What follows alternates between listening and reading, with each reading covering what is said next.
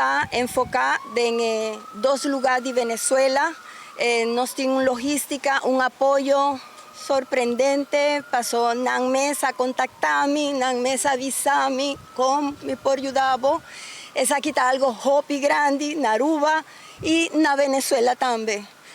Más adelante nos está espera toda gente que por bien.